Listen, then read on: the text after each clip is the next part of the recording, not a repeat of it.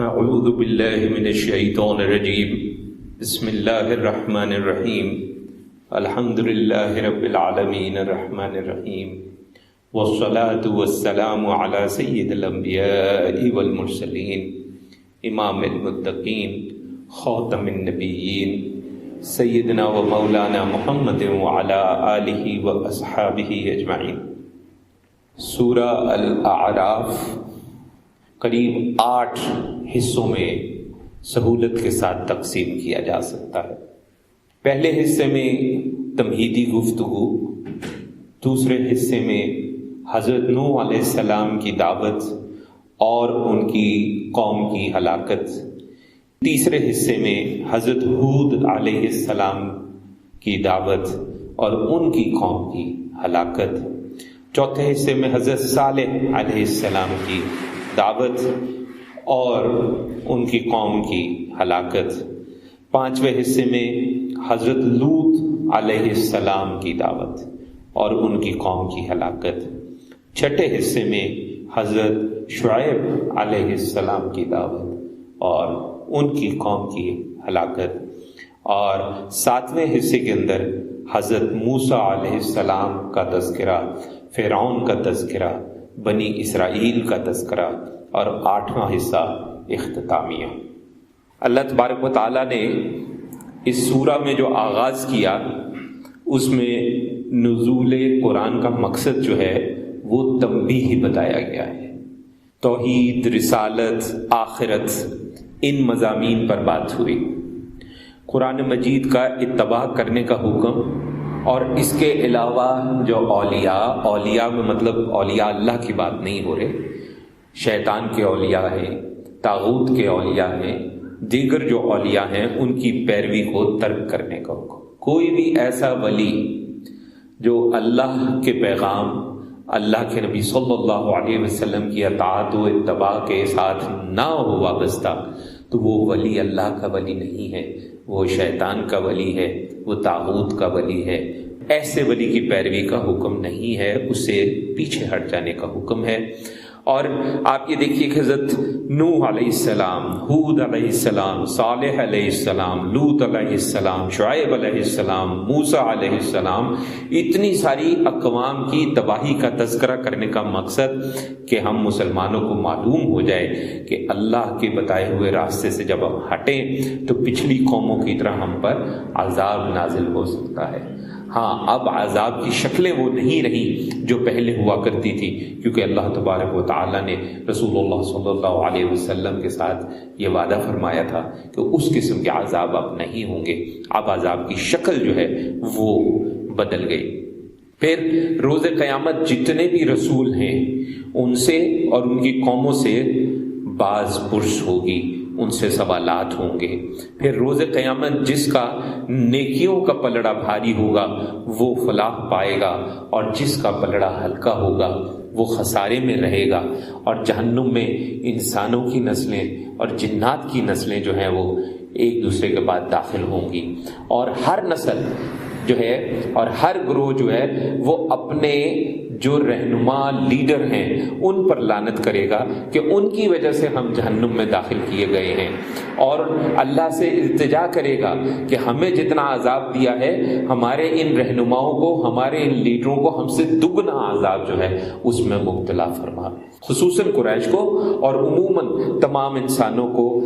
آبا پرستی، روایت پرستی کو چھوڑنے کی ہدایت ہوئی ہے کہ جی ہمارے تو بڑے یہ کرتے آئے ہیں، ہمارے باپ دادا یہ کرتے آئے ہیں، اسے چھوڑنے کا حکم دیا گیا ہے، روایتوں کو توڑنے کا حکم دیا گیا ہے، اور قرآن میں جو توحید کی دعوت ہے اس پہ غور کرنے کا حکم دیا گیا ہے۔ اور جو لوگ تکذیب کرتے ہیں اللہ کے کلام کی اور رسول اکرم صلی اللہ علیہ وسلم کی احکامات کی، ان سے، اور جو لوگ تکبر کرتے ہیں ان سے بچنا ضروری ہے، کیونکہ ان کے لیے جہنم میں آگ کا بچھونا ہوگا، آگ کی چادریں ہوں گی، اور اہل ایمان جو ہے وہ باغات میں ہوں گے۔ جنت میں اہل ایمان کے دلوں میں جو بھی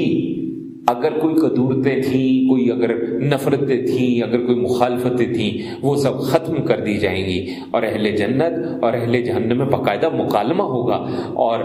وہ وقت ہوگا جب اہل جہنم بھی اقرار کریں گے، اعتراف کریں گے کہ یقیناً اللہ کا وعدہ جو ہے وہ وہی سچا ہے۔ اصحاب الاعراف کی بات ہوئی، ایک بلندی پر کھڑے ہوئے لوگ ہیں یہ،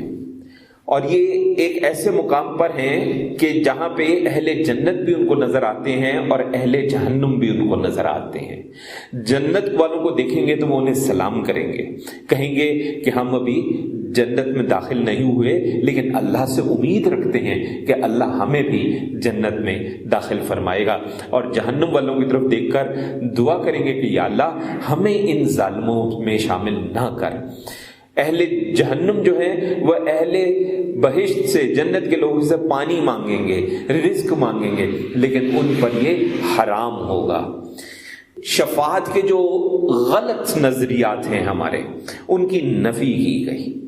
شفاعت کا جو صحیح نظریہ ہے وہ وہی ہے جو قرآن مجید میں جس کا اشارہ ہے، جو حضور اکرم صلی اللہ علیہ وسلم کے فرامین کے اندر، احادیث مبارکہ کے اندر موجود ہیں۔ اس کے علاوہ جتنا بھی شفاعت کا تصور ہے وہ سب باطل تصور ہے۔ اہل دوزخ جو ہے وہ تو باقاعدہ درخواست کریں گے کہ یا اللہ ہمیں دوبارہ دنیا میں بھیج دے تاکہ ہم اپنے جو ہماری کوتاہی ہیں ان کو ہم ختم کر سکیں، اور ہم اللہ کے اور اللہ کے رسول صلی اللہ علیہ وسلم کے جو احکامات ہیں ان کے مطابق زندگی بسر کر سکیں تاکہ ہمیں دوبارہ موقع ملے، لیکن ان کو دوبارہ موقع نہیں دیا جائے گا۔ پھر ایمان اور تقوی کے بارے میں کہا گیا کہ یہ وہ ایسی نعمتیں ہیں جن کی وجہ سے زمین پر جو آسمان سے برکتیں ہیں ان کا نزول ہوتا ہے، لیکن جو لوگ تکذیب کرتے ہیں، جو لوگ انکار کرتے ہیں، جو لوگ جھوٹ کا الزام لگاتے ہیں استغفر اللہ، اور وہ بدعملی کرتے ہیں، یہ ایک لعنت ہے جس کی وجہ سے قوموں پر عذاب نازل ہوتا ہے۔ اس سورہ کے اندر قوم نوح کی ہلاکت کا تذکرہ، ان کو غرق کر کے ہم آپ سب جانتے ہیں کہ تباہ و برباد کیا گیا، صرف اہل ایمان جو ہے وہ آپ کے ساتھ آپ کی کشتی میں سوار جو تھے وہی صحیح رہے۔ حضرت ہود علیہ السلام کی قوم کی ہلاکت کا تذکرہ، ان کو ہوا کے ذریعے جو ہے وہ ہلاک کیا گیا، اہل ایمان کو بچا لیا گیا۔ صالح علیہ السلام کی جو قوم ہے ان کو بھی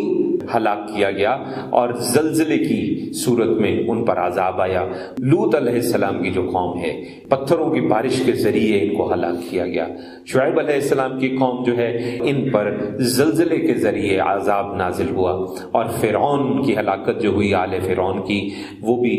غرق ہوا۔ تو یہ ساری اقوام جو ہے ان کا جرم، بنیادی جو جرم ہے، باقی تو اور چیزیں علیحدہ ہیں، مگر بنیادی جو جرم ہے وہ تکذیب ہے، اللہ کی احکامات کی نفی،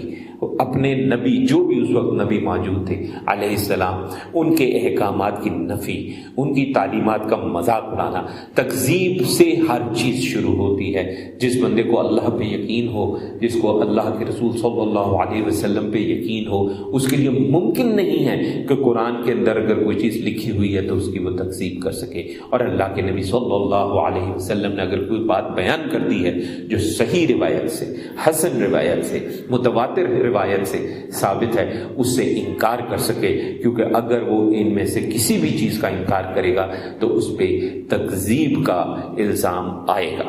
آدم علیہ السلام اور ابلیس کی جو کشمکش ہے اس کی داستان یہاں پہ ہے، لیکن اس میں ایک چیز ذہن میں رکھیں، یہ صرف ایک قصہ نہیں ہے۔ آدم علیہ السلام اور شیطان کا جو معاملہ ہے وہ آج بھی اسی طرح چل رہا ہے، فرق یہ ہے کہ آج آدم کی اولاد ہے۔ یہ جو ابلیس تھا یہ وہ ہے کہ جس نے اللہ کی نافرمانی کی، جب سجدے سے انکار کیا۔ یہ وہ ملعون ہے کہ جس نے عجیب و غریب تعویلات کے ساتھ اپنے جرم کو صحیح ثابت کرنے کی کوشش کی اور تکبر کیا کہ میں تو آگ سے بنا ہوں اور یہ جس کو سجدہ کرنے کا تو حکم دے رہا ہے یہ تو مٹی سے بنا ہے، میں اس سے برتر ہوں۔ لیکن یہ اب بنی آدم کو جب گمراہ کرنے کی کوشش کرتا ہے تو بنیادی طور پہ وسوسوں کی مدد سے گمراہ کرتا ہے، اور اس کے پسندیدہ کاموں کے اندر بنی آدم کو بے لباس کرنا ہے، بے شرم کرنا ہے اور بے حیا کرنا ہے، اسی پہ وہ اکساتا ہے اور خیر خواہی کا یقین دلاتا ہے۔ اللہ تعالیٰ نے یہ جو بنی آدم کو قصہ سنایا ہے، اس کا مقصد یہ ہے کہ ہمیں خبردار کیا جائے کہ ہم شیطان کے دام میں نہ گرفتار ہو جائیں، اس کے مکر، اس کا فریب، اس کے وسوسے، اس کی جو چال بازیاں ہیں ان کو سمجھیں، کیونکہ یہ وہ ہے جو ہمیں فحاشی پر اکساتا ہے، یہ وہ ہے جو ہمیں عریانی پر اکساتا ہے۔ یہ ابلیس اور اس کی نسل اور انسانوں میں موجود ابلیس کے چیلے، یہ آج اسی مقصد پہ کام کر رہے ہیں کہ کسی طریقے سے انسان کو، بنی آدم کو گمراہ کیا جا سکے۔ لیکن جو ابلیس اور اس کی نسل ہے اور اس کا جو قبیلہ ہے وہ انسانوں کو دیکھ سکتا ہے، ذہن میں رکھیں، کیونکہ اس کا تعلق قوم جنات سے ہے۔ اس پہ کسی وقت پھر گفتگو کریں گے، لوگ بحث کرتے ہیں کہ شاید وہ فرشتوں میں سے تھا، یہ بات غلط ہے۔ قرآن مجید میں اللہ تبارک و تعالیٰ نے فرمایا ہے کہ جو ابلیس ہے اس کا تعلق قوم جنات سے ہے، اور ابلیس اور اس کا قبیلہ انسانوں کو تو دیکھ سکتا ہے مگر انسان جو ہے وہ ان کو نہیں دیکھ سکتے ہیں۔ جو قیادت ہے ہماری، جو ہمارے رہنما ہیں، جو ہم پہ حکومت کرتے ہیں یا حکومت نہیں کرتے لیکن ہم ان کی زیر سایہ جو ہے وہ رہتے ہیں یا کچھ کام کرتے ہیں، ان کے سلسلے میں اللہ تبارک و تعالیٰ نے ان کا اگر تکبر موجود ہے تو اس کو مسترد کیا، اس کو جھٹلا دینے والی مجرم قیادت جو ہے وہ قرار دیا اور کہا کہ وہ جنت میں داخل نہیں ہو سکیں گے۔ قوم سمود ہے، وہ قیادت جو تھی وہ بھی متکبر تھی اور اس تکبر میں رہ کے وہ عوام کو دبا کر رکھتی تھی۔ یہ جو کمزور لوگ جو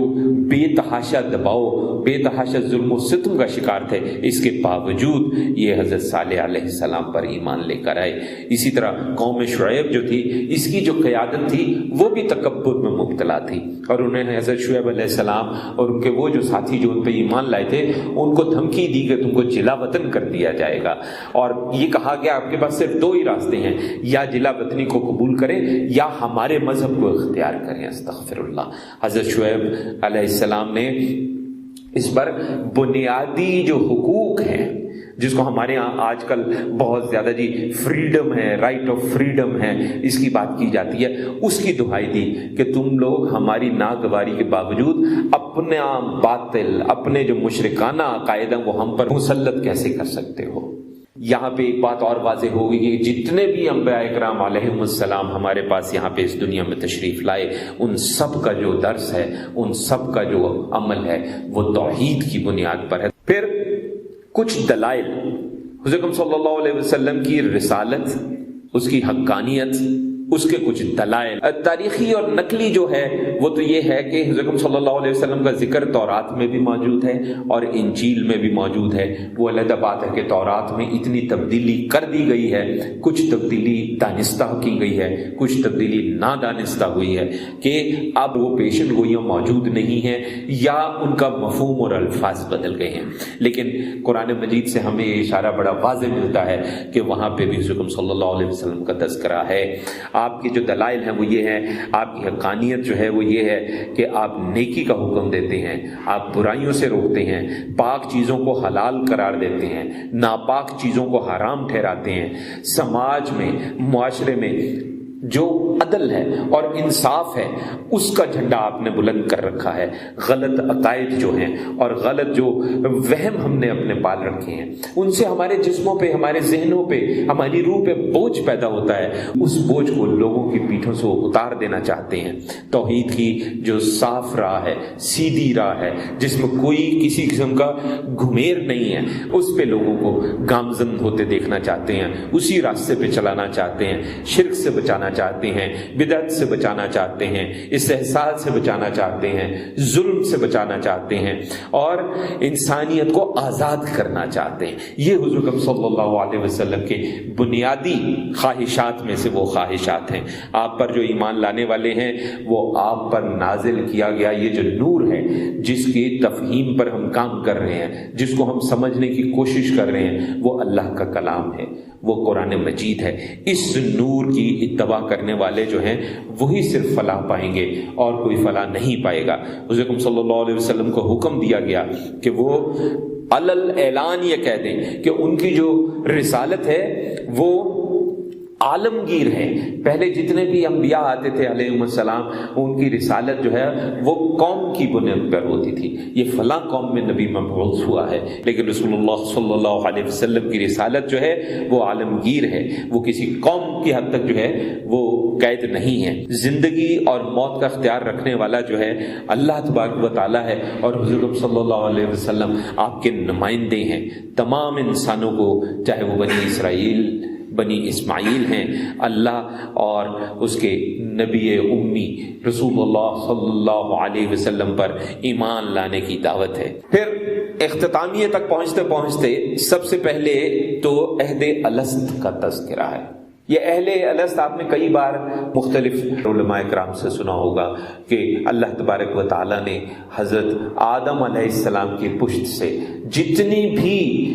تا قیامت لوگوں نے پیدا ہونا ہے ان کی ارواح کو نکالا، اور نکالنے کے بعد پھر ان سے سوال کیا، الست بربکم، کیا میں تمہارا رب نہیں ہوں؟ بے شک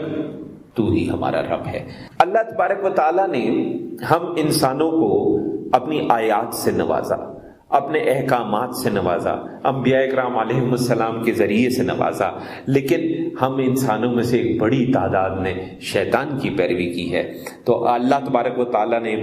بڑا واضح طور پہ یہاں پہ بیان کیا کہ جو آیات الہی ہیں اگر ان کی پیروی کریں گے تو ہمیں بلندی حاصل ہوگی، ہمیں عزت حاصل ہوگی، ہمیں رفعت حاصل ہوگی. لیکن زمین سے جو چمٹے ہوئے ہیں لوگ، جو خواہشات نفس کی پیروی کر رہے ہیں لوگ، ان کے بارے میں کہا گیا کہ ان کی زندگی کتے جیسی زندگی ہے، جو ہڈیوں اور کتیا کی تلاش کے اندر ہر وقت زبان لٹکائے بیٹھتا ہے. اس کا پیٹ بھرا بھی ہو تو اس کی زبان لٹکی رہتی ہے اور اس کے اندر سے رال ٹپکتی رہتی ہے. تو وہ جو اللہ تبارک و تعالیٰ کے احکامات، حضور صلی اللہ علیہ وسلم کی دی ہوئی ہدایات کے مطابق زندگی نہیں گزارتا، اس کی مثال اس دنیا کے کتے جیسی ہے کہ جس کے نزدیک صرف اور صرف خوراک اور جن سے مخالف کی کشش اور اس کی وجہ سے عریانیت اور اس کی وجہ سے مزید ہر قسم کے گناہ، یہ سب چیزیں وہ اس جیسا ہے. تو دنیا دار جو ہے وہ جو اس مٹیریل دنیا، یہ جو مادہ پرستی ہے، کہا گیا کہ آپ اپنی جو زندگی ہے اس کے مقصد پہ کچھ غور تو کریں. یہ وہ لوگ ہیں جو جن کی زندگی میں کوئی مقصد نہیں ہے،